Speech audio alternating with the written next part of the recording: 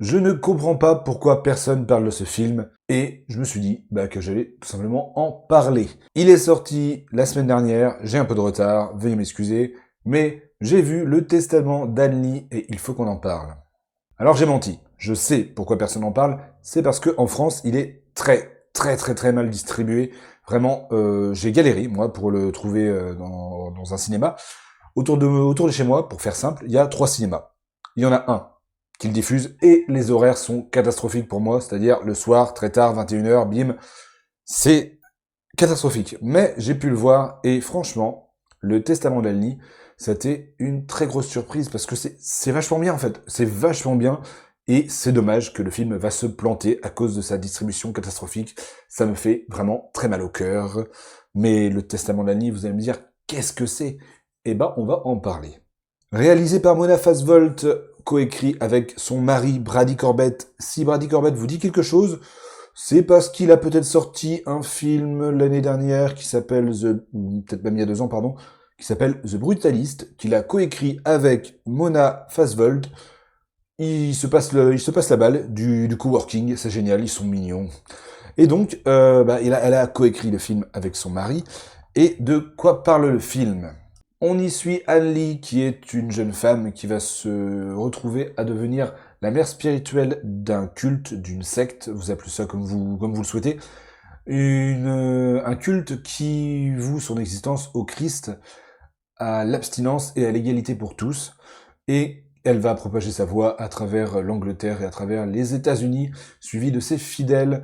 Et donc, c'est un film qui analyse ce phénomène cette dynamique de naissance de sectes dans le XVIIIe siècle aux États-Unis.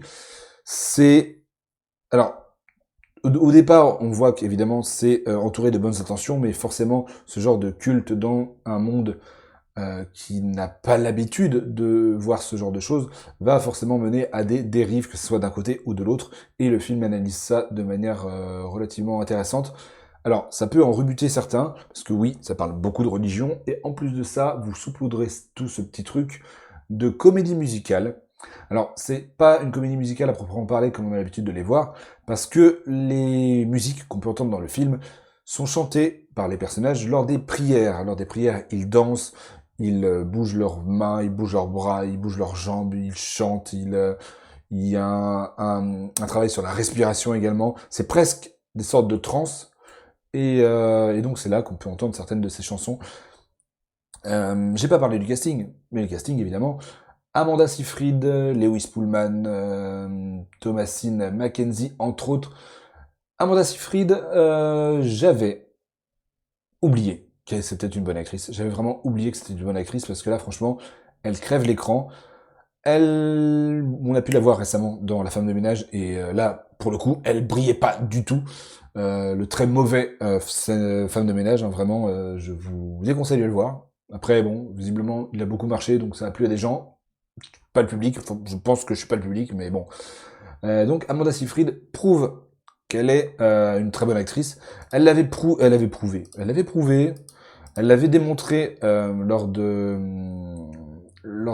2020 dans Manque, un film de David Fincher qui est sorti directement sur Netflix, il me semble, où elle avait été nommée aux Oscars pour meilleur second rôle.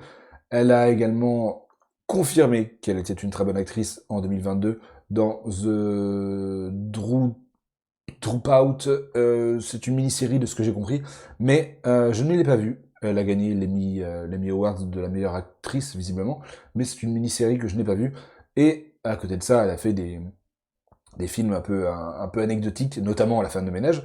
Mais là, franchement, elle est très impressionnante. Lewis Pullman, pour ceux qui ne le resituent pas, c'est l'acteur qui joue maintenant dans Marvel le rôle de Sentry dans Thunderbolt. Alors, il n'y a pas beaucoup de gens qui ont vu Thunderbolt, mais voilà. Disons que Lewis Pullman, c'est le fils d'un acteur. Bref, ah putain, le président dans Independence Day. J'ai oublié c'est Pullman, hein, mais j'ai oublié son prénom. Veuillez m'excuser. Mais bref, ils sont tous les deux magistrales dans le film. Magistraux. Ils sont tous les deux très bons. Franchement, je peux que vous conseiller d'aller voir ce film s'il passe pas loin de chez vous, parce que vu qu'il se plante, il va pas rester longtemps au cinéma et c'est vraiment dommage. le distributeur l'a vraiment balancé, vraiment la balancé comme ça, histoire de s'en débarrasser, histoire de, voilà, il est sorti, amusez-vous. Et c'est vraiment dommage parce que la réalisatrice a fait un travail de fou, que ce soit dans la mise en scène, notamment, comme je l'ai dit, au niveau des prières. Le fait que ce soit une comédie musicale, ça permet de faire des mises en scène relativement intéressantes, et le film s'en sert de la bonne des manières, de la bonne des façons plutôt. Il y a un travail sur l'éclairage également, il y a un travail sur la lumière, il y a un travail sur...